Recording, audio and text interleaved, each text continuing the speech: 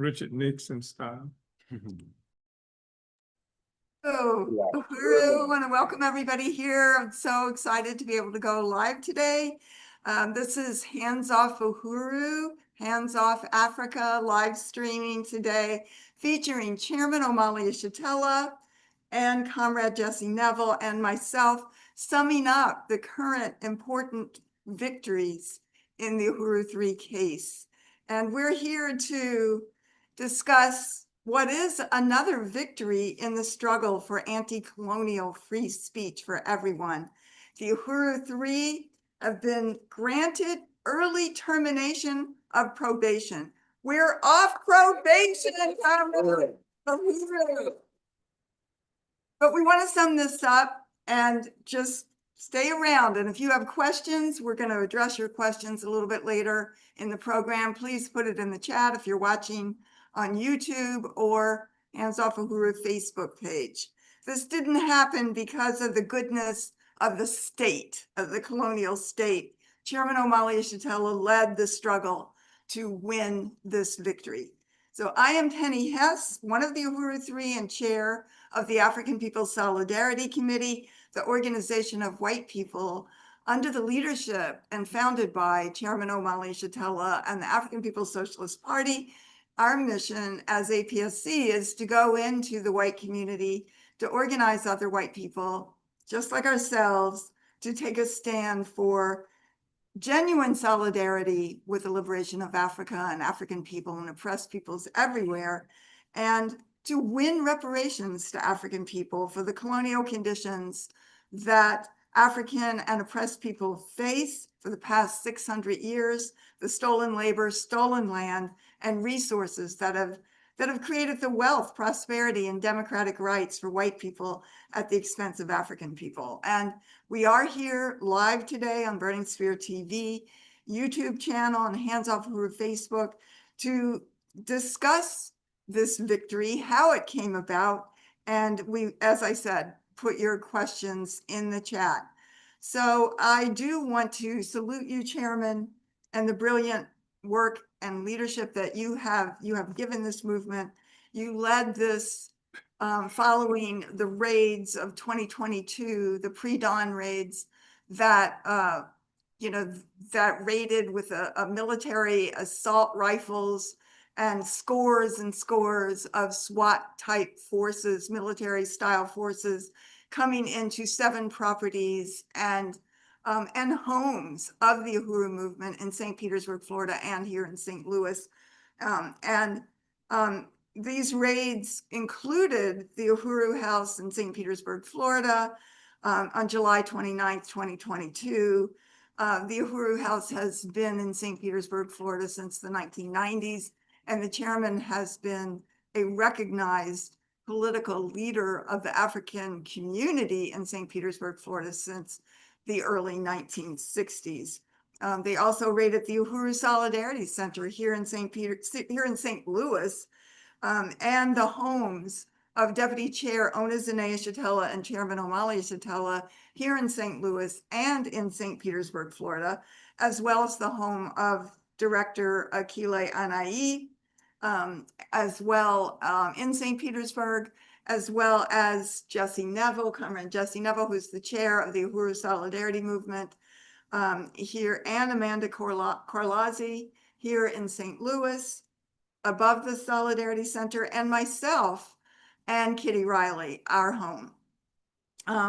We were indicted about 9 months later in 2023 on bogus charges that Chairman Omali Shatella, who has fought every day of his life for the freedom of Black people, was, there was a charge saying that he was a Russian agent. And as everybody knows, it's completely bogus and ridiculous. We also want to salute our brilliant legal team, attorneys Addie Griffin, Tom Inskeep, Mutaki Akbar, Leonard Goodman, Angela Rainey, who continue to write our winning motions and who have filed for an appeal, which will have oral arguments, we presume, sometime this year.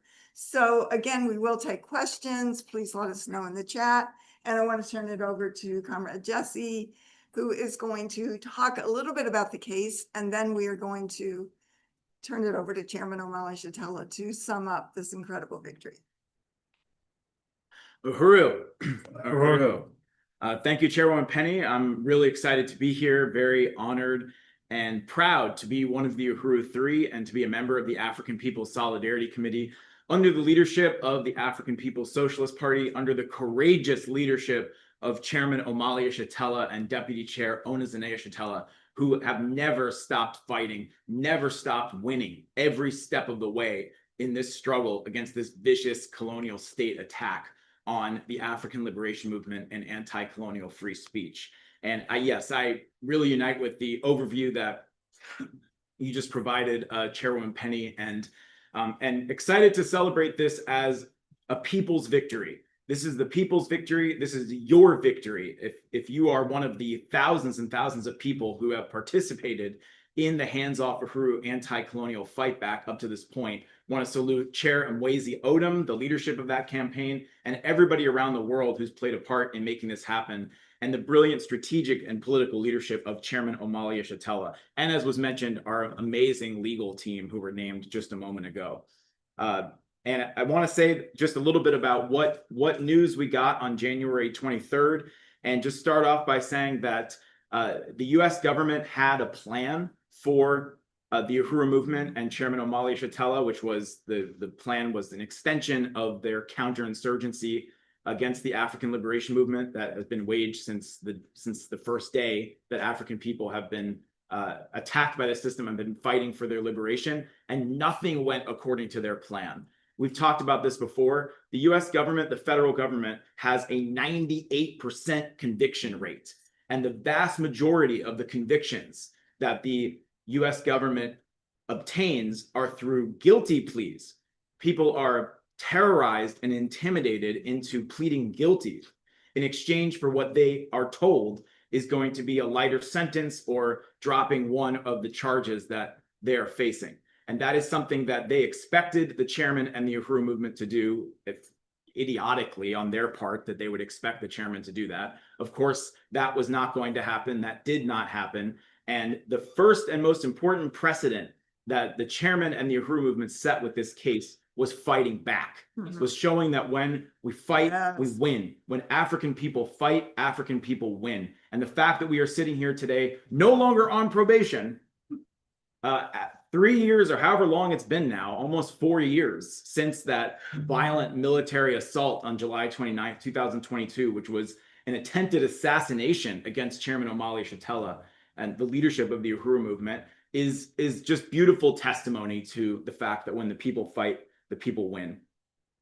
So as was mentioned, the raid on July 29th was followed 9 months later by the indictment, an indictment unsealed out of a grand jury in Tampa, Florida, which charged Chairman Omali Yeshitela, the primary target of this attack, and Chairwoman Penny and myself, who were attacked as part of the assault on the chairman and the party, with 2 federal felony charges, one count of acting as an agent of a foreign government, namely the Russian government, without notifying the Attorney General's office, for which there was a maximum sentence of 10 years in federal prison and $250,000 in fines for each of the Uhuru Three, along with one count of conspiracy to act as an unregistered agent of the Russian government, for which there was a maximum sentence of 5 years in federal prison, along with an additional $250,000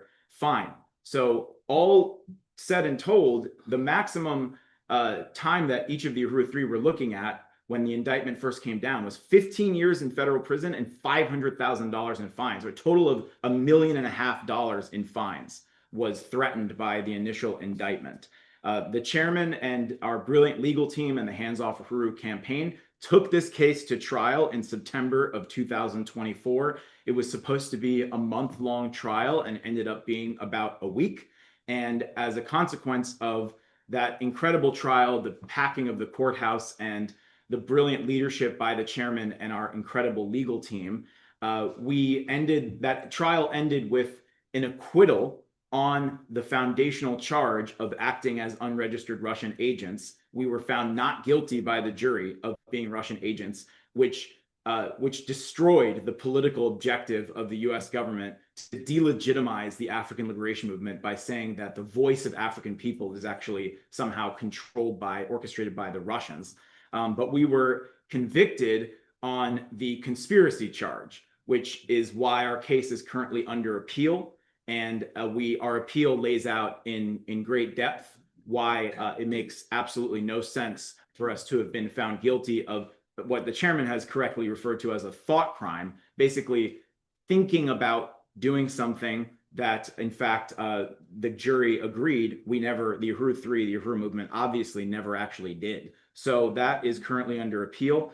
We went for sentencing on the conspiracy charge. So at this point, we're still facing up to 5 years in federal prison, each of the Uhuru Three, and $250,000 in fines. And it went to sentencing on December 16th, 2024. The prosecutors wanted prison time. They put in their recommendations days before the sentencing, practically begging the judge. In fact, just a few days before our sentencing, a Chinese man in Florida who had been arrested on the same charges, the same 2 charges, conspiracy and acting as an agent. In his case, he was accused of acting as an unregistered agent of China. Unfortunately, he had no relationship to any movement and ended up pleading guilty. And he was sentenced on the conspiracy charge, and he received the maximum prison sentence. He is in prison as we have this discussion. So the prosecutors put in the sentencing, the ruling from the judge, into our case to try to convince the judge in our case to do the same to the Uhuru Three, and put in their sentencing memos, a call for imprisonment and fines to be imposed on the Uhuru Three.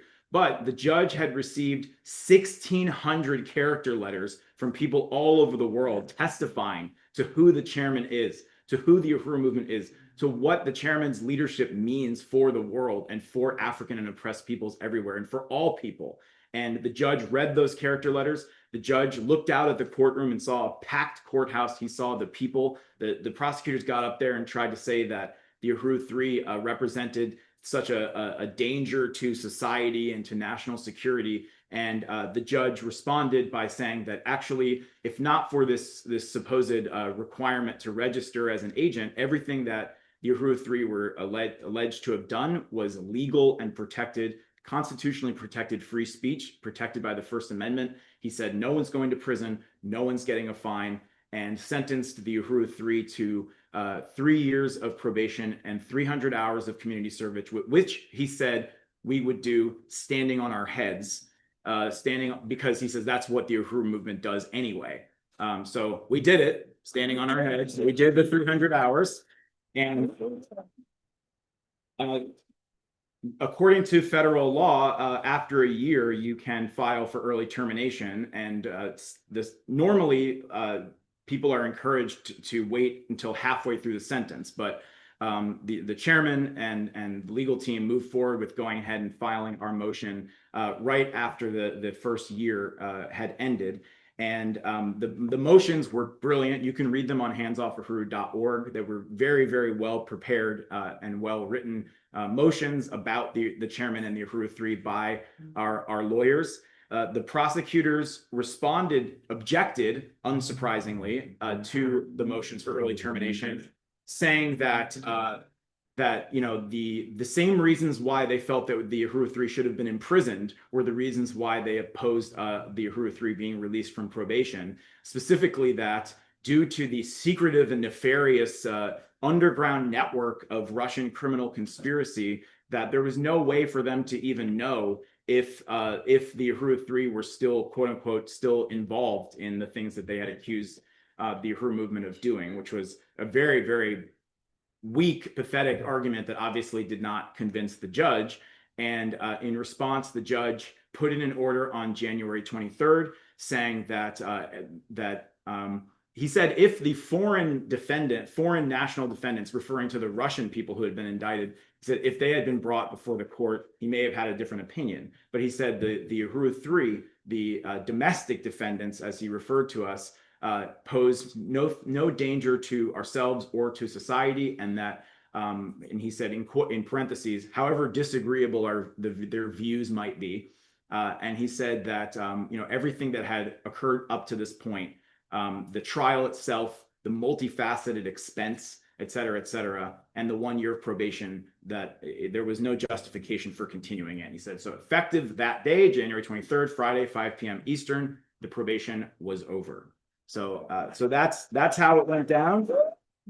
And I just want to quickly say that what it means to be on probation, which, we often hear the statistics about how many African and indigenous people are in prison in this country, and millions more beyond that who are tied to the prison system through parole and probation, which is basically like being one step away from prison at all times. It's a court-ordered supervision. It means that for the chairman and the Uhuru Three, the chairman could not go 15 minutes, out of the Eastern District of Missouri, as they call it, without having to go through getting authorization from the probation office, which wasn't always approved. In fact, in one case, I was actually blocked from going to Washington, D.C. to participate in the Black People's March on the White House by the Black is Back Coalition. The Uhuru Three were subject to unscheduled home inspections, as they call it, and basically faced the constant looming threat of imprisonment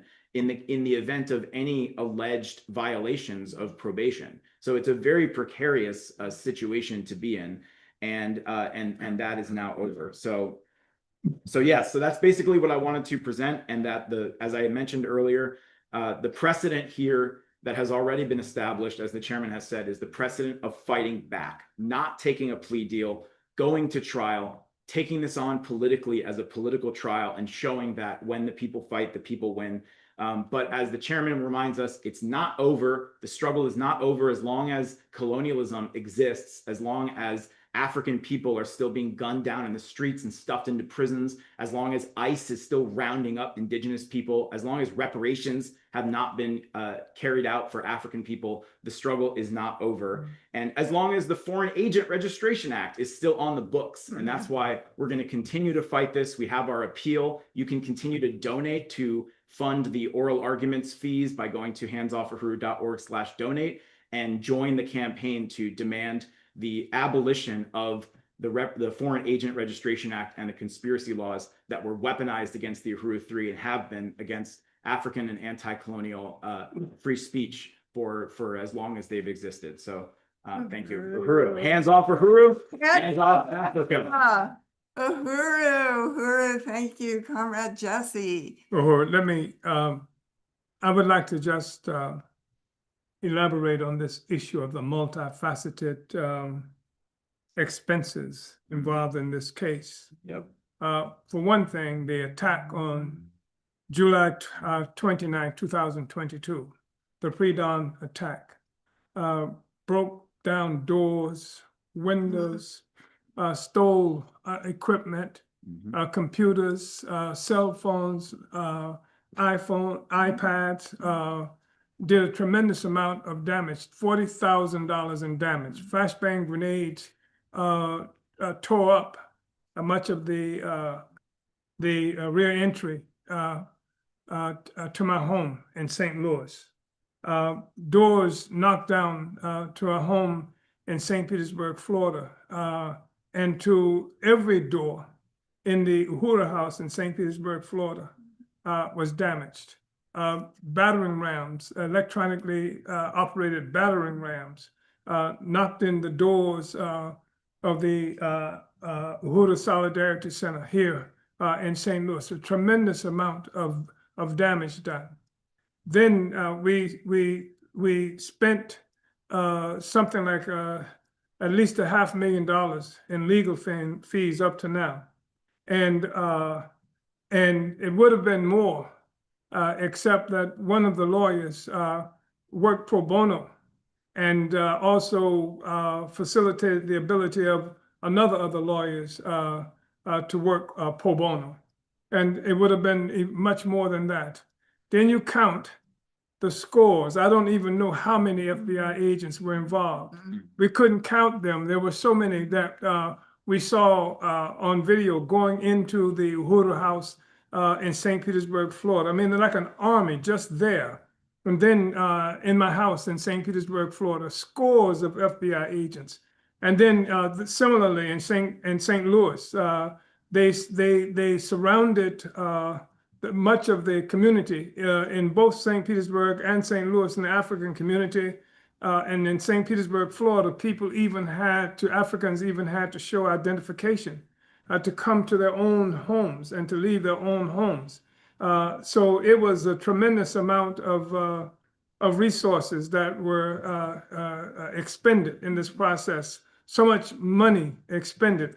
I don't know what at least for the number of years and the number of agents that they use, just paying their salaries would have been extraordinary in terms of millions of dollars.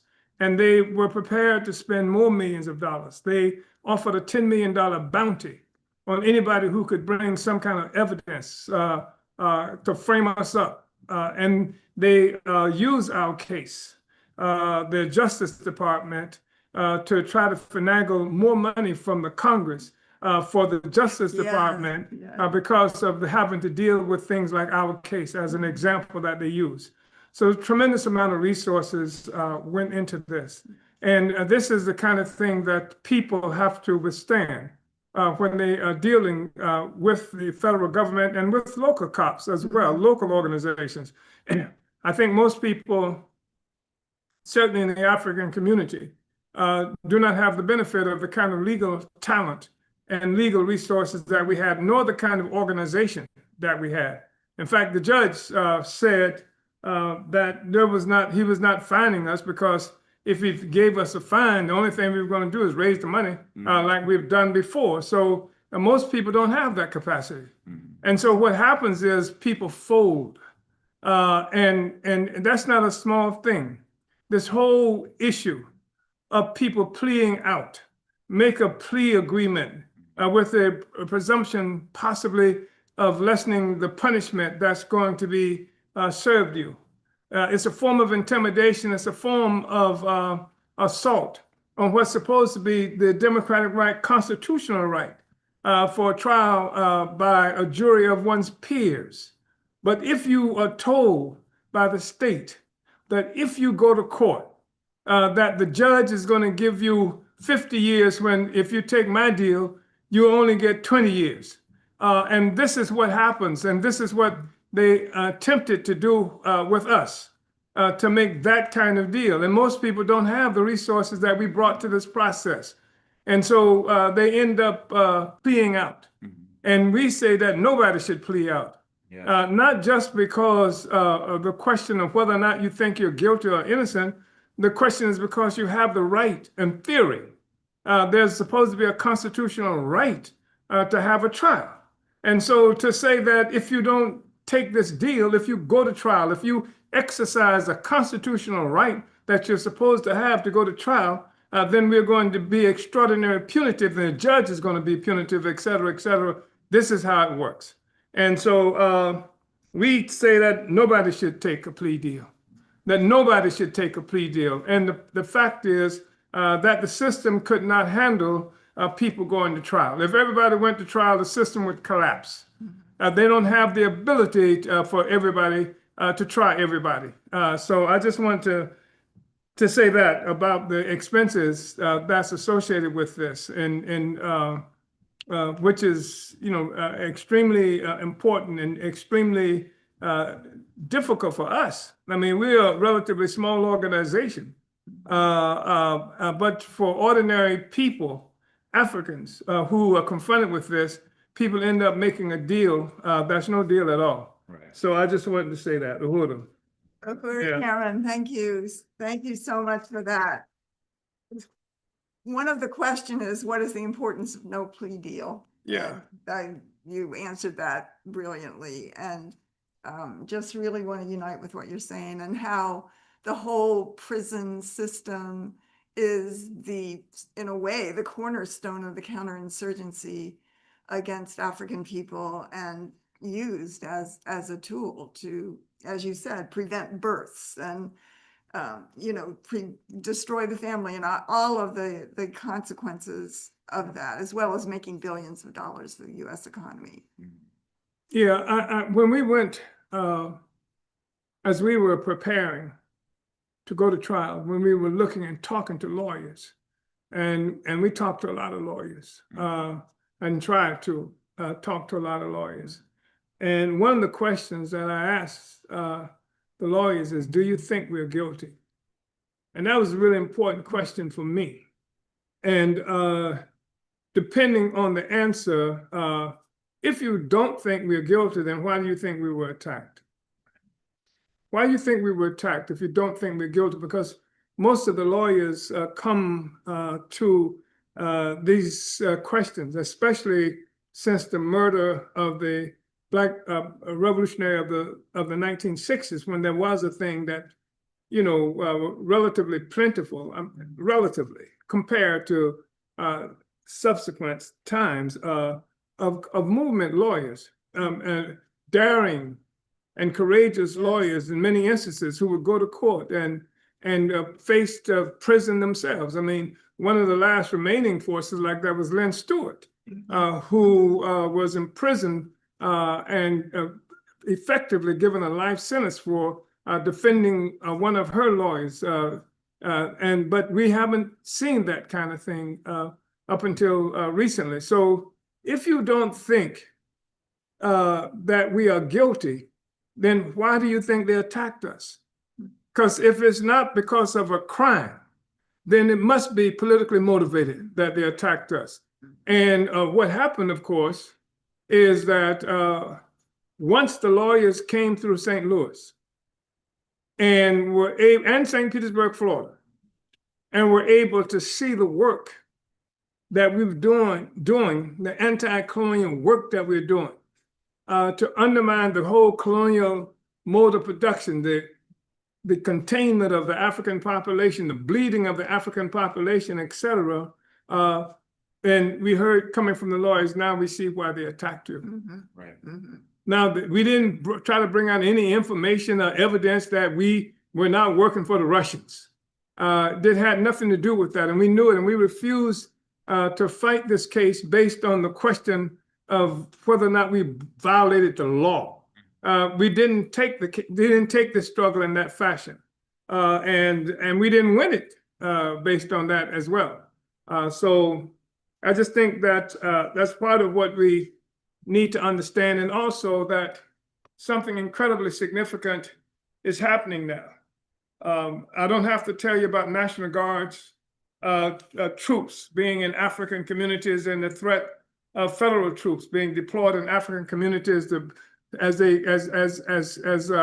U.S. President Donald John Trump has said, to bring the war home to fight against crime.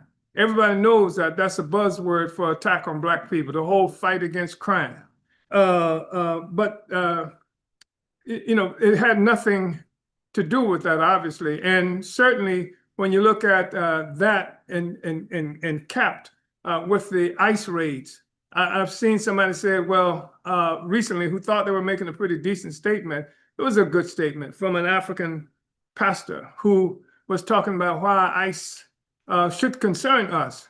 And because it's not just, he was saying, people who, Latinos, et cetera, it's not. It's Africans from Haiti. It's Africans from Somalia. It's Africans from every place around the world who occupy this country. Because as quiet as it's kept, you can't come to America in, what was it, 19, as an African, and then somehow mysteriously turn into a Negro or a hyphenated American. We were Africans then, we're Africans now. Many of us have had it beaten out of us, like the mythological Toby, mythological Kunte Kinte from this roots thing that Alex Haley did. And so it can be drummed out of you, beaten out of you, punished for even acting like an African. I've seen people threatened for even trying to have an African name because you're not going to be able to get jobs and things like that. It's just a major assault that's being made on African people, but Africans are here all the time.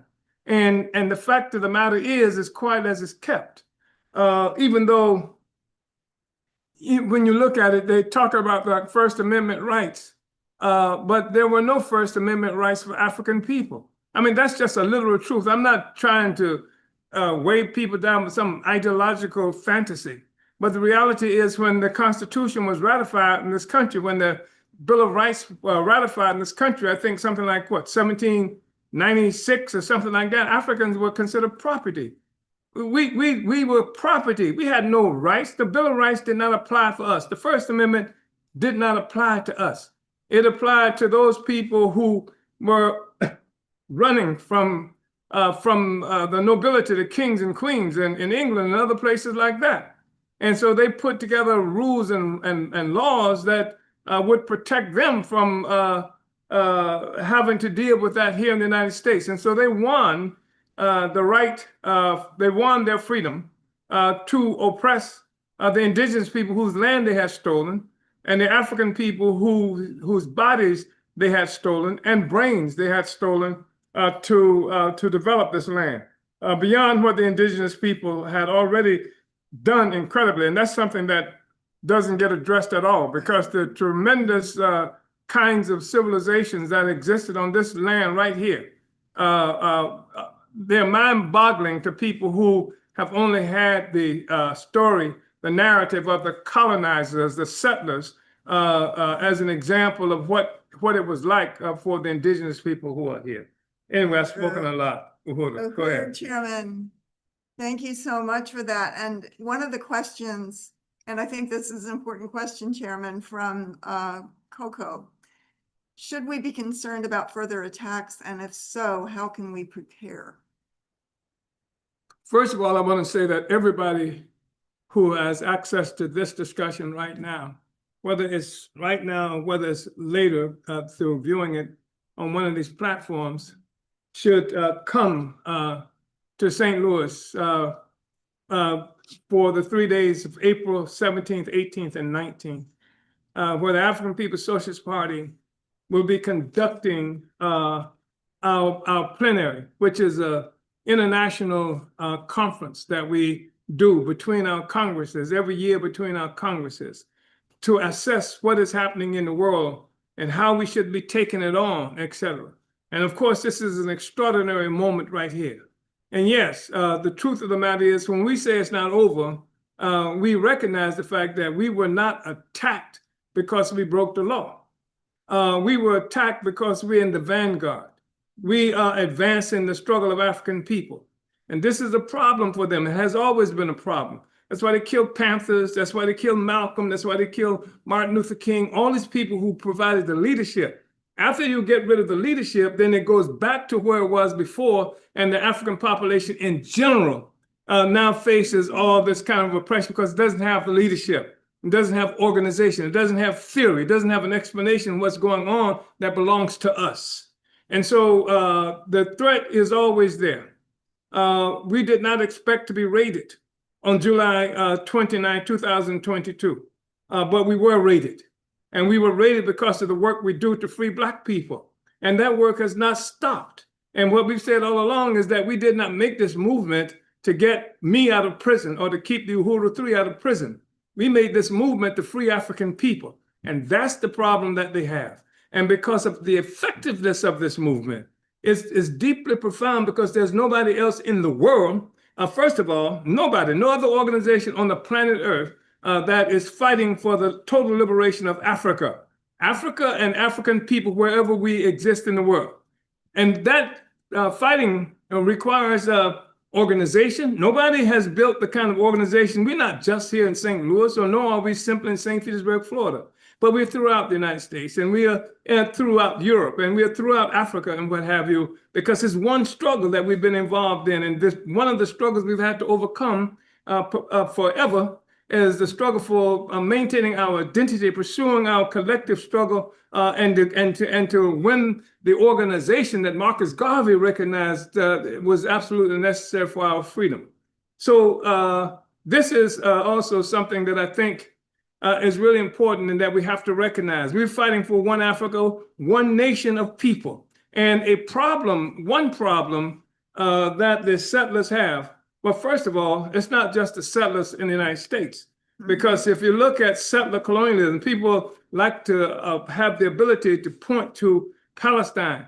And they talk about the settlers who stole Palestine from the Palestinian people, et cetera. And even people who recognize that Palestine is occupied by settler colonists, even if it's only part of Palestine. Their settler colonialism is recognized there, and they are sympathetic to the struggle of Palestinians for liberation of Palestine against colonialism. These people will not support and do not support the struggle of African people here against colonialism. And they hang on to this really convenient and helpful thing about fighting against racism, because that keeps white people, the settlers, in the center. They're the most important instruments in the world. Everybody wants to be with me, want to be with us, no matter how much bombing, killing, raping, pillage that we've done. Only thing they want to do is be with us, or be liked by us, or act like us, and something to that effect. And so that you punish when you don't do that, when you don't try to imitate or become a part of them. And the problem is that that's not just true of people who are in this current regime. I mean, Joseph Biden, it was under the Biden administration that we were attacked. It was not the Trump administration, it was the Biden administration that attacked us. And And I mentioned the Bidens, but they're the left-wing white people who have attacked us, who have attacked the organizing that we were doing to prepare to fight against this system, against these charges. They intervened in the kind of work that we're doing. They never supported the Black People's March on the White House. Never against colonialism. They sent 2 people.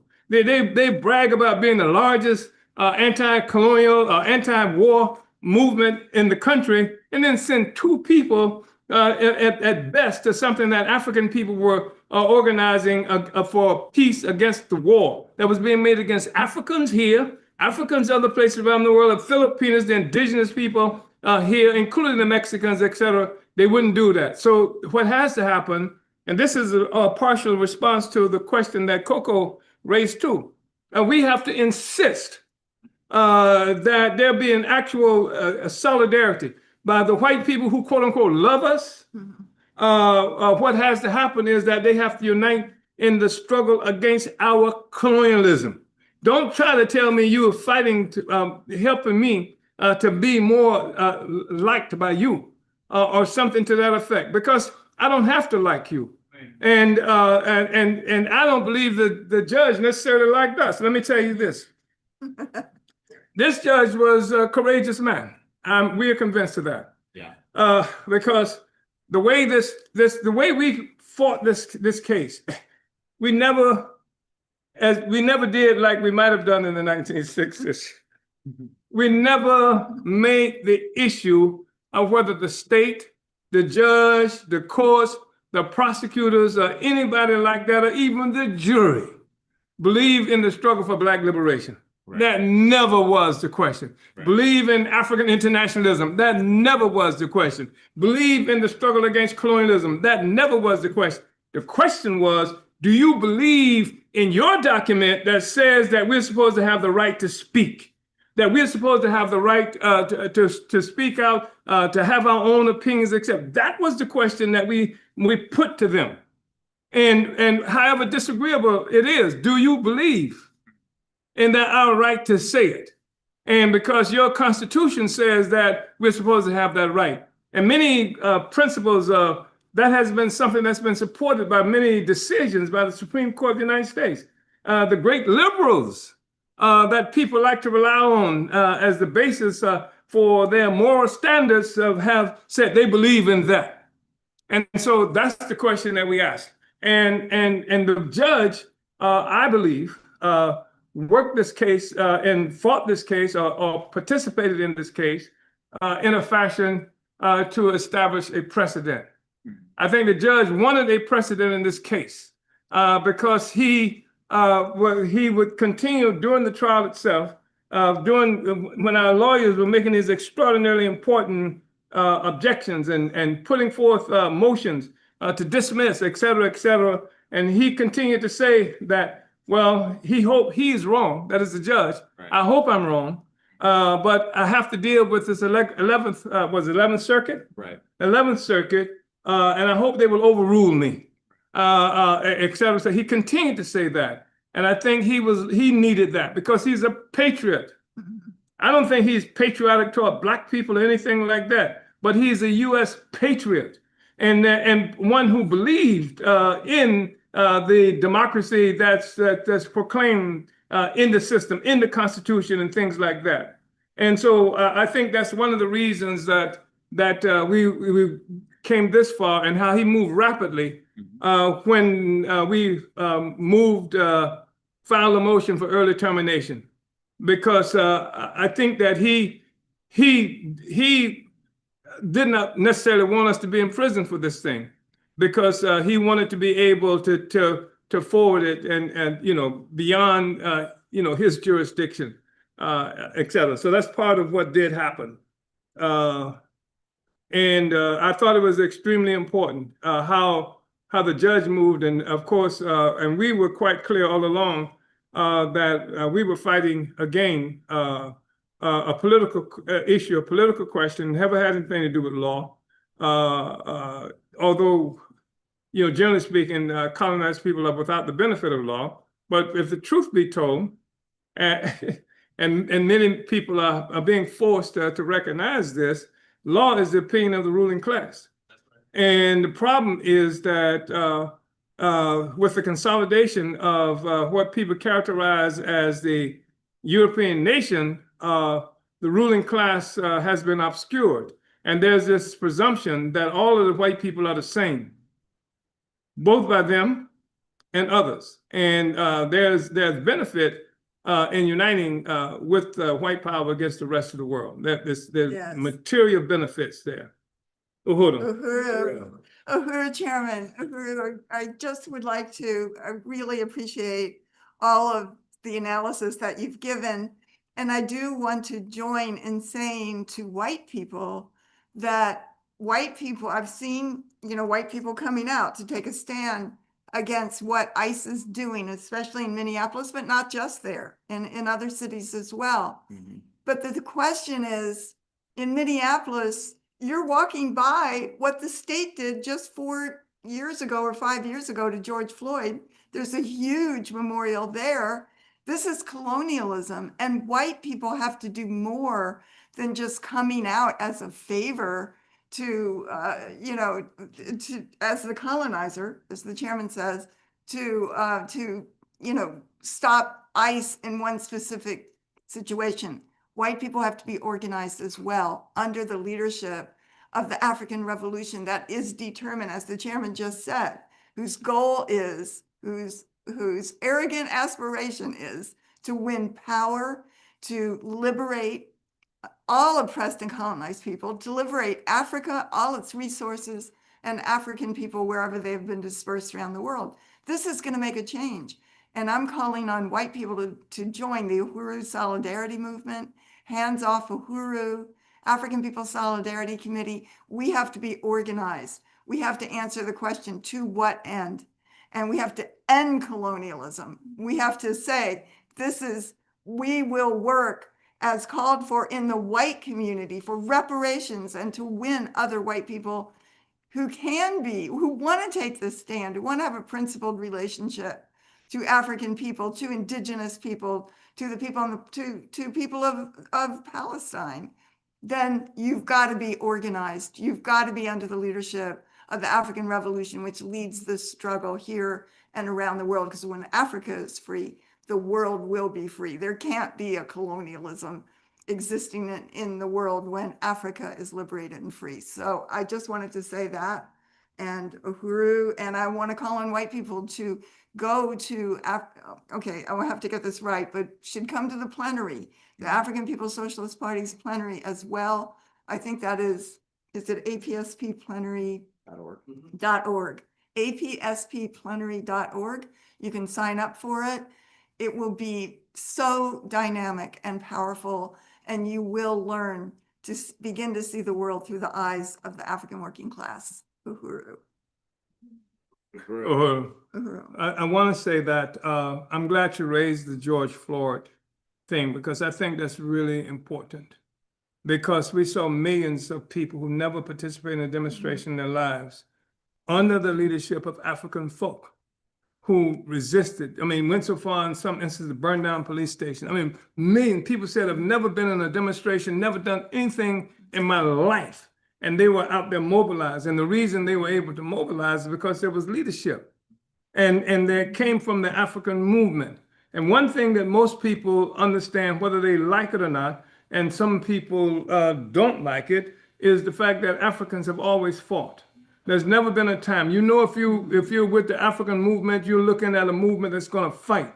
That's why you have these parasitic white people who love us, who never will go to the white community to organize white people to do anything but meaningful, but find themselves all the time trying to organize African people against racism or something to that effect, because African people resist. That's why you never have to worry about in our communities, the African communities, like anti-communist lynch mobs and stuff like that. That's in the white communities where you see that kind of stuff. Africans have never been that fashion. We've always been on the forward side of history and the interests of the peoples of the world. And So I just want to say I think that's extremely important, and that's what we have to provide. We have to provide that kind of leadership. That's what it is that we do. We provide that kind of leadership. We say, if you don't like this system, and people don't, the majority of the people in this country don't like what's happening. They not necessarily understanding, they attribute it to the system itself. Majority of the people don't like what's happening. Majority of the people don't like what was happening even before Trump. That's why Trump got elected, because he pretended to be, he claimed to be, he acted like he was opposed to the system. He called the system out. He was against the wars. Remember that? You know, not going to be any more of this regime change and nation building. He was against NATO. Remember that? Yeah. He came out against NATO. He came out against the United Nations and all the stuff they were doing. So he sounded like, to some extent, he was against the system, even though he also played on the white people's deep ideological in part of the American consciousness, anti-Mexican, anti-black. You know, he attacked them, but he did it in a fashion that sang a song to white people that he was different. It was a different thing that he was providing. And, you know, he did a damn good job of describing how the system works. You know, he talked about these people, when they get elected, they work for whomever pays them the money. He said, I know because I paid them, you know, et cetera. And people heard that. And of course, the thing that made Trump different also is that unlike he did not go through the normal vetting process that the bourgeoisie, that the colonial bourgeoisie provides for people who are running for office. He did not go through the normal vetting process. He had enough resources, one, and they treated him like a buffoon, and they thought that if they just put him out there, what he was saying, that would be enough to defeat him. He made some remarkable statements. Who was the guy who who claimed to have been like a prisoner of war? And what's his name? Come on, the prisoner of war. What was his name? John McCain. Yeah, and you know, and Trump says, I don't like those who got captured. You know, they're not heroes to me. Get captured, etc. They said, oh, he's done it now. He's really blown it now. And instead, you know, like people moved toward him. People were tired of this stuff, but they had no alternative offered to them. And the white left doesn't offer an alternative, et cetera. And so what we do is we offer an alternative.